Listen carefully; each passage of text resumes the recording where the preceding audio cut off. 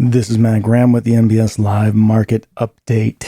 Bonds and rates are clearly in a bit of trouble as of last week. Well, it was as of before then as well, but last week didn't help. And the big to-do was clearly the Fed announcement. It's not just the rate announcement that matters. In fact, the rate announcement didn't matter in this case. The market was fully priced for it and had been for quite some time. We also get a press conference with Fed Chair Powell and the updated dot plot in the Fed's summary of economic projections. That is an estimate of where each individual Fed member thinks the Fed funds rate will be at any given point at the end of the upcoming few years. And it has been a key source of volatility for the past few years, even though Fed Chair Powell cautions the market against reading too much into it. Traders continue to react to it. And indeed, in this case, it was almost exclusively responsible for the volatility that we saw in the wake of the Fed announcement. I personally don't feel, and other people that I talk to don't feel, that Powell's press conference had much, if anything, to do with the market reaction. It was mostly the dot plot, and specifically, it revised higher the median Fed members' view of where the Fed funds rate would be by about 0.5%, well, by exactly 0.5%, over the next 2 years. And it also bakes in one additional hike for 2023. The bottom line is that the Fed continues to communicate a quote-unquote higher for longer mentality when it comes to the Fed funds rate and rates in general. And we can see that playing out in the longer end of the yield curve, because we know that the Fed is not inclined to hike rates much higher than they are currently, or at the very least, they're going to keep them around these levels and sort of wait and see what the effect is on inflation in the economy in order to try to at least pursue a soft landing scenario where the economy doesn't take undue damage from restrictive monetary policy. The Fed feels that policy is restrictive right now, and that given time, it should help to bring inflation down. They are aiming for a 2% inflation target and continue to reiterate that rather forcefully, even as of this morning with some comments from Fed's Goolsbee. And the pursuit of that 2% target is going to mean that they really do need to keep rates higher for longer, to whatever extent inflation and economic resilience is persistent. So, it's moving out the longer end of the yield curve because the short end of the yield curve is more anchored to the Fed funds rate. So if the Fed funds rate is being held steady or close to steady, then the damage is seen in longer term rates. And that's why the yield curve is getting less inverted right now. It's the least inverted it has been during this cycle, or ever since it, got majorly inverted. And that has mixed implications for mortgage rates, since mortgage rates aren't quite as long as 10 years in terms of duration, but they're definitely not as short as 2 years. And the market view of what that duration should be kind of varies as new data comes in and as the shape of the yield curve changes.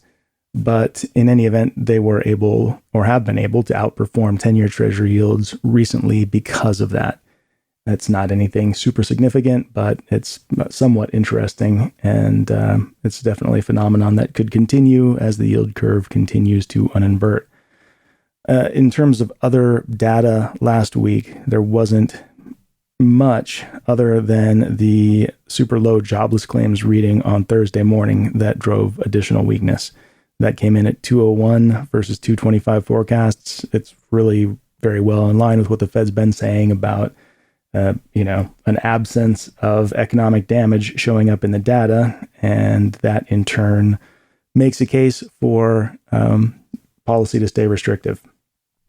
Coming up in the current week, there's not a ton of super big ticket data. One might argue that core PCE, or just PCE with the core component as well, on Friday morning is a big ticket report. But it definitely has not been as much of a market mover as CPI, largely because it pertains to the same month of inflation and comes out 2 weeks later. So it would have to fall quite far from forecast to have a big impact. jobless claims on Thursday. That's been a fairly consistent market mover when it's fallen far from forecast. Durable goods on Wednesday is hit or miss, and before Wednesday, there's really nothing by way of potential big ticket data. Treasury auction cycle could be informative.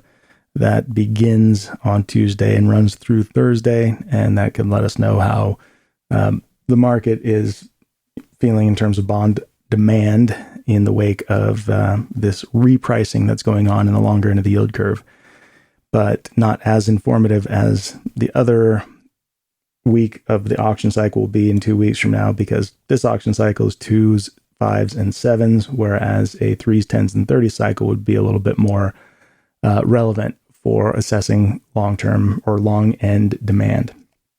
After this week, we have a very big week of data coming up, and that's the one that includes non-farm payrolls, among other things, the characteristically huge week of data on any given month. So this week is a little bit of just a holding pattern, I guess, in terms of expectations for data and what data could do. But we are off to a weaker start nonetheless, and not for any gloriously correlated reasons that connect the dots between things that are happening in the news or data with the market movement. There were some comments from some ECB officials. There was a moderately stronger economic report in Germany, but European bonds sold off fairly aggressively nonetheless, more aggressively than the underlying events would suggest. And U.S. traders got in on the action when they got in for the day and pushed yields to another super long-term high this morning, with 10s all the way up to 4.531. They've only come down a little bit since then, but despite that weakness, the general notion of a holding pattern would still be the baseline for the rest of the week, and I think that holding pattern is getting started off on a weaker foot.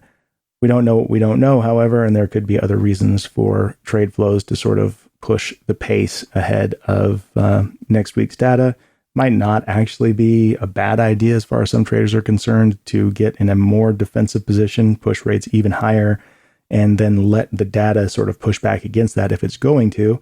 And then if it doesn't, if it continues to do things like last week's jobless claims report did, then traders would be in an ideal position to absorb that by doing a little bit of extra selling this week. That's going to do it for this week. Back with you next time.